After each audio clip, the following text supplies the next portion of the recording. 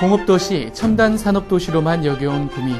하지만 구미 곳곳엔 아직 미처 발견하지 못한 보물 같은 문화유적과 볼거리들이 숨어 있다. 지난번 선산 지역에 이어 이번에는 해평 도계 지역 쪽으로 역사의 발자취를 찾아 여행을 떠나기로 했다.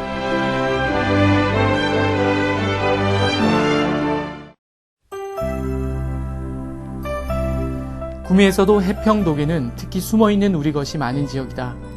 처음 도착한 곳은 구미시 도계면, 신라불교가 처음 전해진 곳이라 하여 초전지 마을이라고 한다. 신라의 처음 불교를 전한 아도화상과 모래장자의 전설이 그대로 남아있는 곳이다. 향토색의 토담과 밤나무를 따라 마을로 들어가는 길. 유난히 포근하고 정겨운 느낌이다. 신라불교 초전지답게 마을 곳곳에는 벽화를 볼 수 있고 모래장자의 전설을 간직한 우물인 전모래가정도 원형 그대로 보존되어 있다. 선생님, 모래마을하고 전모래가정에 대해서 좀 이야기 좀 들으십시오. 네. 그 고구려성 묵호자가 신라에 이제 불법을 전하기 위해서 이리 이제 내려오는 과정에서 이 현재 도계 송천에 있는 그 모래장자 집에 들리게 됩니다. 그래서 들려서 이 모래가 그 아도화상 스님이 신라의 불법을 전하러 오신 걸 아시게 되고 자기 집에 거처하기를 권합니다. 그래서 그 자기 집에 굴씨를 파고 낮에는 이제 그 소를 키우고 뭐 일을 하면서 밤에는 이웃 주민들에게 그 불법을 전하게 됩니다. 그래서 이 초전 지역을 신라 불교 초전 지역이라고 그래 이야기를 하고 있습니다. 이야기하고 있고, 이 우물은 당시에 이제 모래장자, 그 장자는 말은 큰 부자를 의미하죠. 모래가 집안에서 사용하던 우물로 현재 전하고 있는 그런 이제 우물이 되겠습니다. 우물이고, 현재 그 모래장자 우물은 그 당시 신라 때 것으로 우리나라에 몇 안 되는 남아있는 아주 오래된 우물, 고정 중에 하나입니다.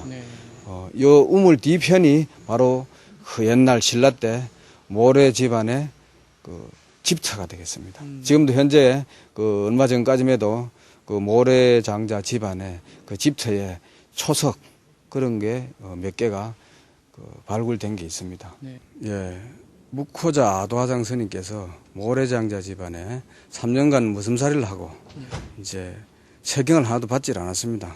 그래서 그 세경 대신에 아도화상 스님이 남녕 너머에 절을 지을 테니까 그때 와서 시주를 좀 해달라고 그래 하셨습니다. 예, 그런 기록이 이제 사적기에 나와 있습니다. 나와 있는데 그 음동설안에 모래장자가 대문 앞에 나와 보니까 칡릉쿨이 내려와 있었습니다. 그래서 그 칡릉쿨을 넘어가서 보니까 초막으로 절이 되어 있었습니다. 그래서 그 절을 회항하는 날, 낙성식 날 하늘에서는 천하가 피우고 지상에서는 돌이 복숭아 오약꽃이 만발하였다 해서 그래 절 이름을 도리사로 하게 되었습니다. 신라의 첫 불교 신자였던 모래네 집에 있던 우물. 안을 들여다보니 1500년이 지난 지금도 썩지 않고 물이 찰랑찰랑거린다. 전 모래가정을 보고 바로 앞에 위치한 신라불교 초전기념관에 들어섰다.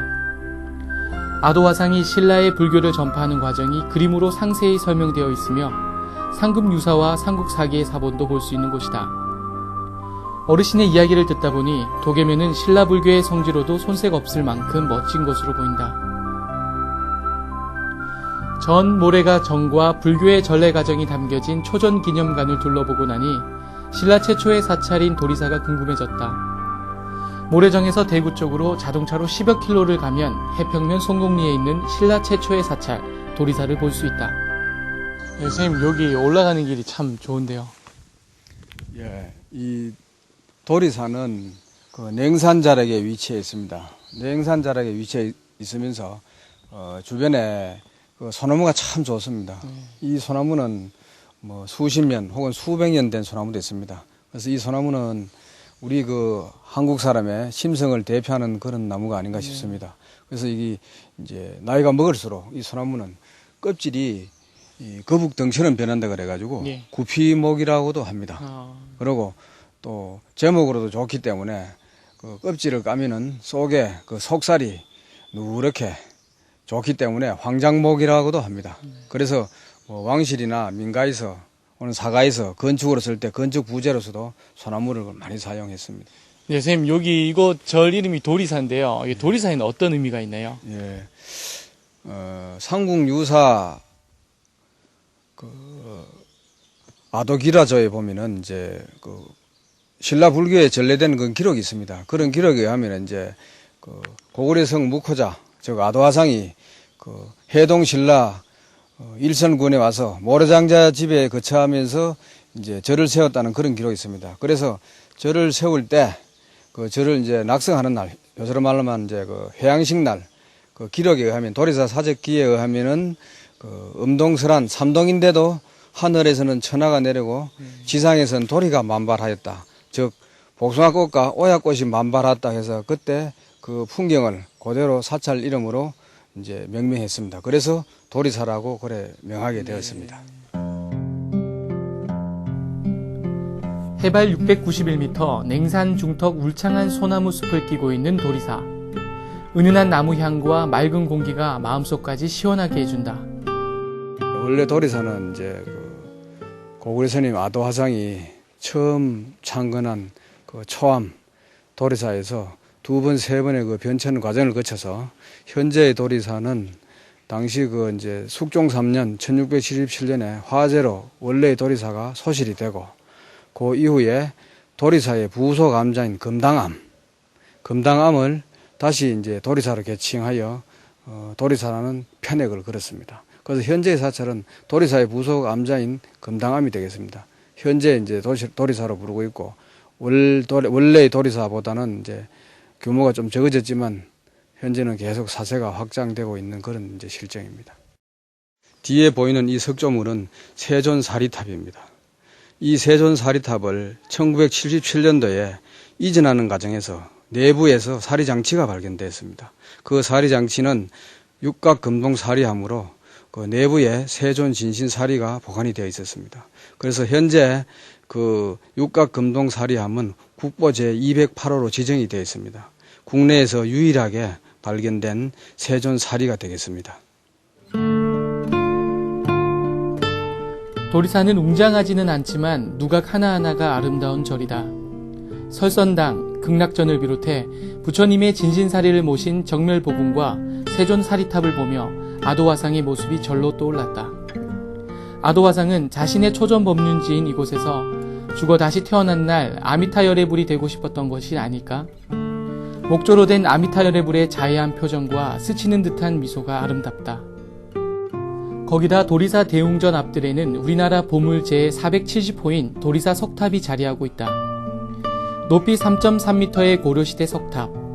세월의 풍파를 헤치고 당당히 서 있는 석탑은 얼기설기 돌들을 그냥 쌓아놓은 것 같지만 어딘지 모를 단단함과 위엄이 느껴진다. 어디서도 찾아볼 수 없는 이 탑은 모전 석탑과 외형이 닮아 있다고 한다. 이 탑을 지나면 절 밖으로 나가는 작은 돌문이 있고 그곳을 통과하여 아래로 잠시 내려서면 아도화상이 참선했다는 자선대가 있다. 고요한 소나무 숲 사이 저 평평한 바위 위에서 아도화상은 무엇을 빌었을까? 아도화상의 자선대를 지나 길렴 누군가가 쌓아놓은 돌탑을 보며 돌 하나하나에 담긴 소망과 정성을 다시 한번 떠올려 보게 된다. 도리사를 둘러보고 난 후 도리사를 내려오다 봤던 일선리 문화재 마을로 향했다. 수백 년은 됐음직한 돌담과 고택들, 오래된 나무들이 반기는 낭만적인 마을이다. 하지만 이 마을이 형성된 것은 고작 20여 년밖에 지나지 않는다. 지난 80년대 안동군에 흩어져 살던 전주류 씨들이 일선리로 이주해 오면서 조성된 곳이기 때문이다. 마을 어르신에게 좀 더 자세한 이야기를 들을 수가 있었다. 네, 선생님, 안동 이마댐 근처에 사시던 전주류 씨들이 어떻게 여기 일선리에 거주하게 되셨는지요? 예, 모두 아시다시피 그 70년대에 안동에 안동댐이라는 댐을 또 막았어요. 예. 그리고 80년대에 들어오면서 또 인마댐을 또 막게 됐습니다. 그 양댐을 막는데 거기에 우리 마을이 인마댐이라는 조성으로 인해서 수몰이 되고 새로운 새거지를 마련하기 위해서 이곳으로서 이주를 하게 됐죠. 마을은 비록 조성된 지 20년밖에 안 됐는데 수백 년 된 것 같은 느낌이 들거든요.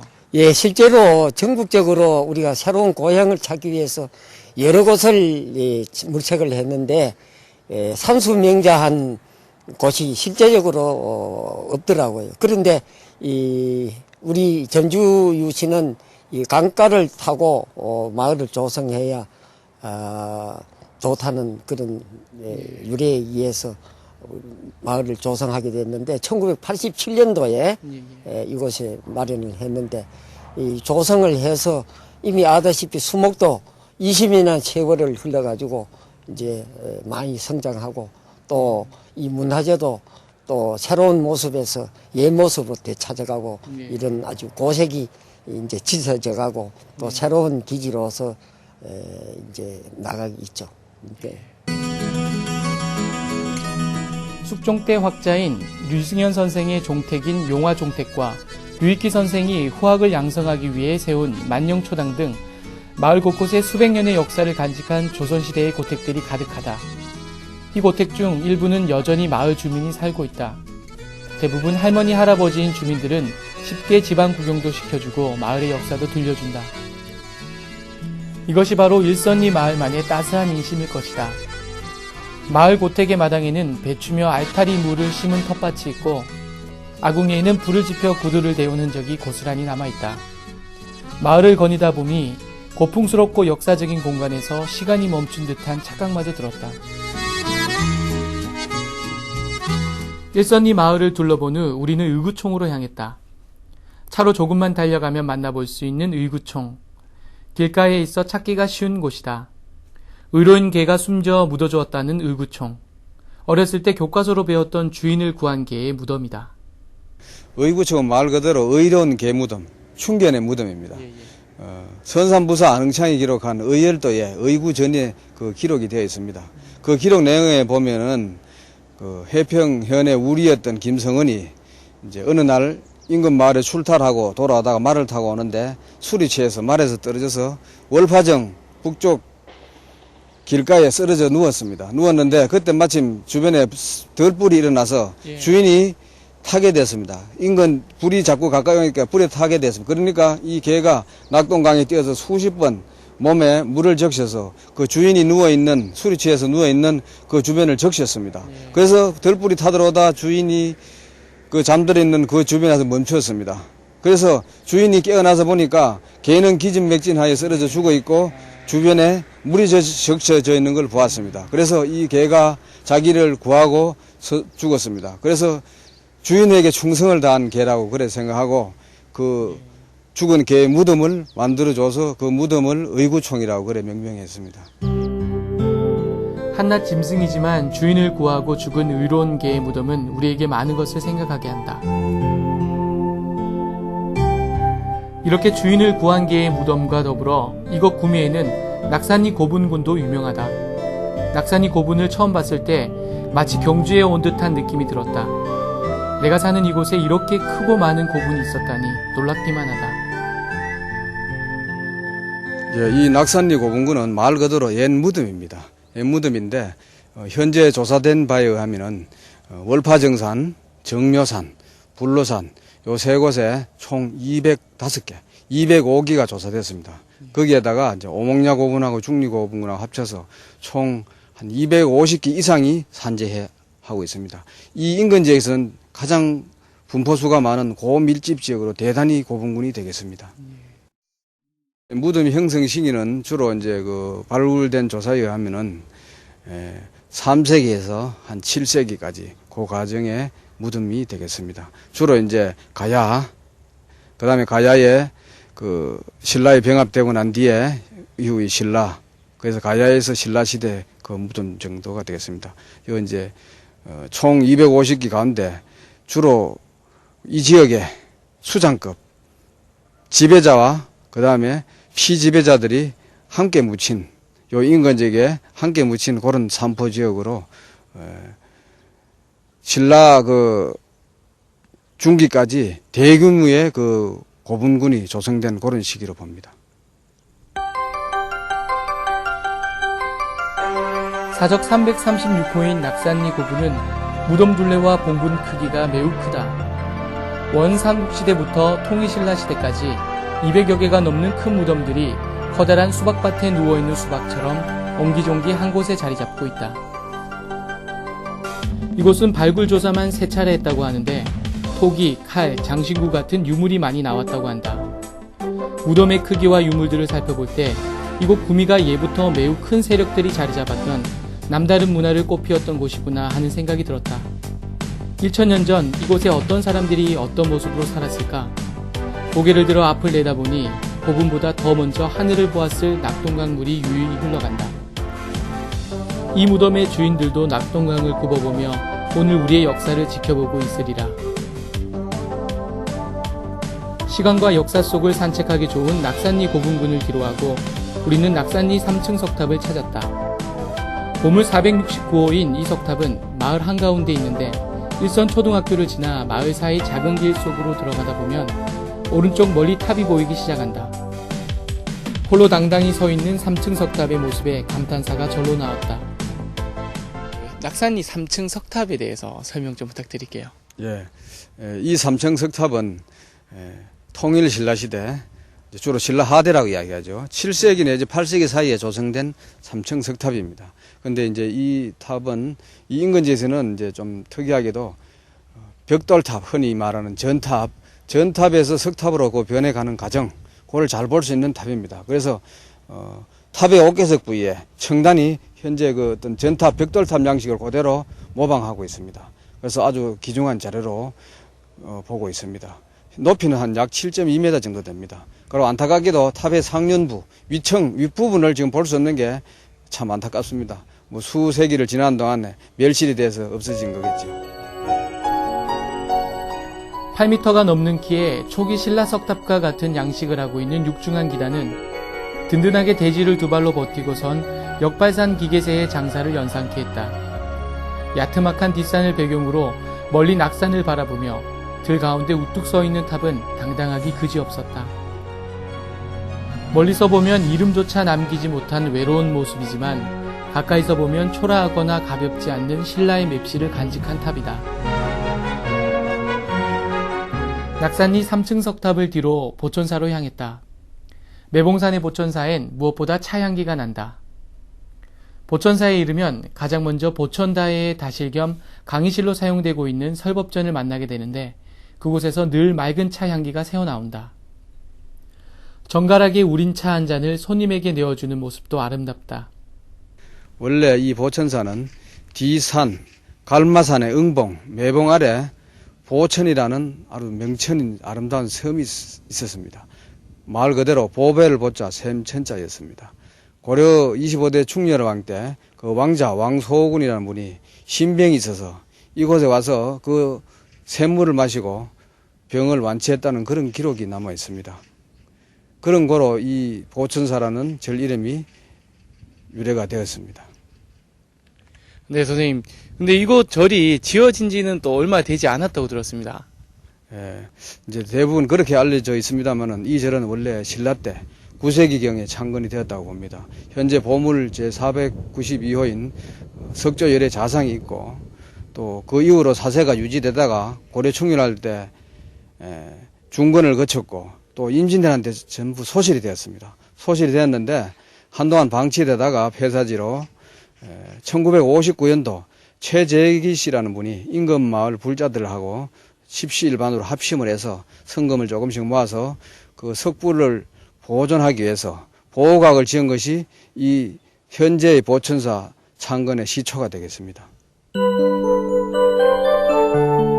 이렇게 왕자의 병을 고쳐주었다는 전설 속의 샘은 지금은 찾을 길 없지만 그 이야기만으로도 맑은 샘의 기운이 느껴진다.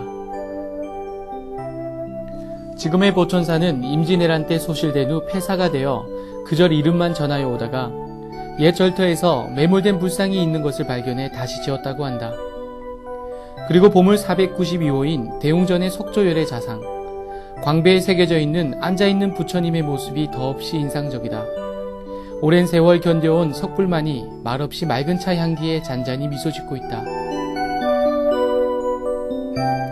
보천사를 뒤로 이제 우리는 쌍암고택이 있는 해평리 마을로 향했다. 여느 시골 마을이 다 그렇지만 해평리 마을 역시 작고 푸근한 정겨운 고향의 모습을 닮아 있는 곳이다. 우리의 것을 찾아가는 나그네의 발길을 사로잡기에 그만인 이곳엔 바로 중요 민속 자료 105호인 쌍암고택이 있다. 나지막한 토담으로 둘러싸여 예스러운 모습으로 자리 잡고 있는 커다란 고택이다.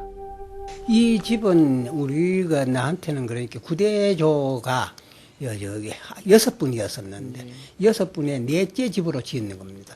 첫째 분은 여기 위쪽에 있었고 둘째 분은 이제 참 요 아래쪽에 있고 요게 해평동이라는 전체 해평동이라는 데가 그때 생기기를 그 6집하고 또 이제 그 윗대에 저 인재 선생이 저 솔미라는데 송산이라고 해가지고 솔미를 해가지고 있는데 저 이제 저게 계시고 이래가지고 여기서 집이 전체 지금 그 당시에 처음에는 6집하고 송산하고 7집이 있었고 그 뒤 다르때 가가지고 육형제분 아랫때 가가지고 집이 2집이 있었는데 그 맛집에 제일 큰 집에 이제 저기 살림 나왔는 집이 바로 나의 이제 처음 집입니다.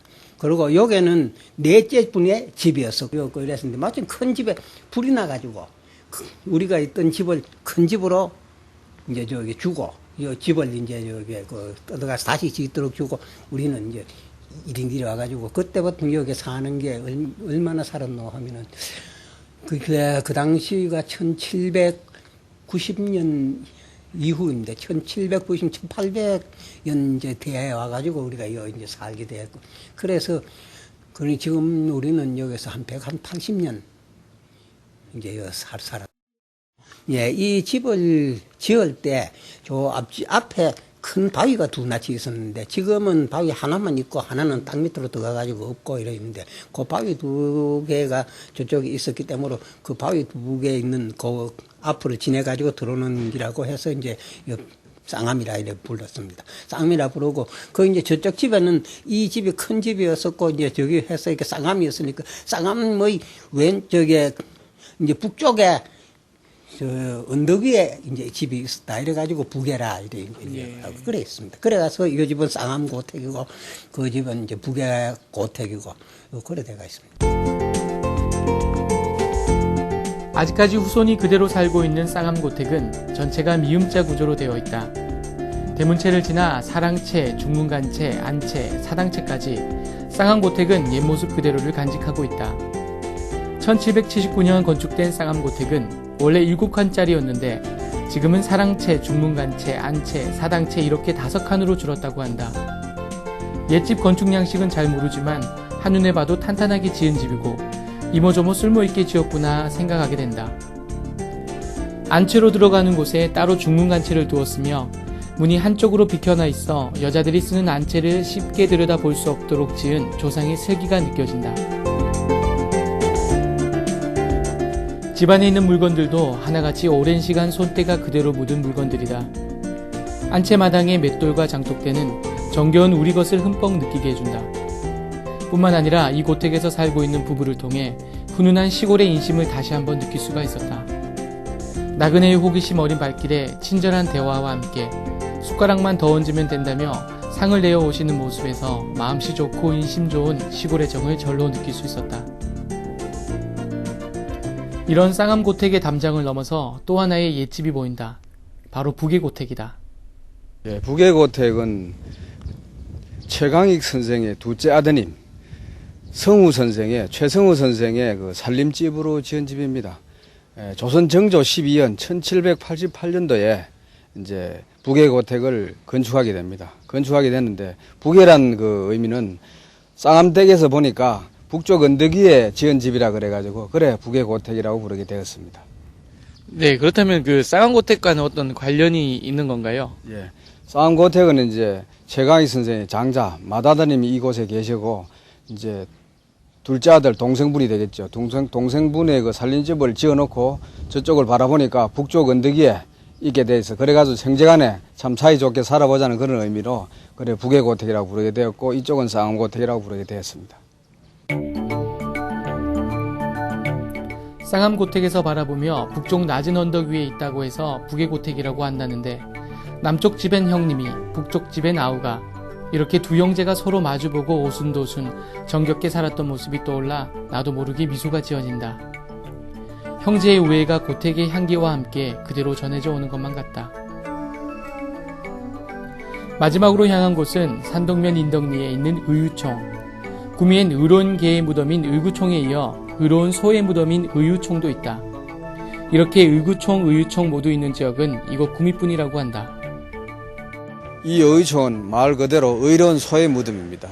이 의로운 소는 선산부사 조찬안의 의의전 기록에 의하면 이 마을에 사는, 이 마을 문수점에 사는 그 김기현이라는 분이 이제 자기 집에 암소와 밭을 갈고 있는데 저 문수산 쪽에서 호랑이가 내려와서 소에게 덤빔으로 주인이 이제 괭이를 들고 그 호랑이를 퇴치하고자 하나 호랑이가 다시 주인에게 덤비들므로 소가 다시 주인을 구하기 위해서 호랑이를 뿔로 치고받고 싸우는 과정에서 호랑이는 기진맥진하여서 죽게 됩니다.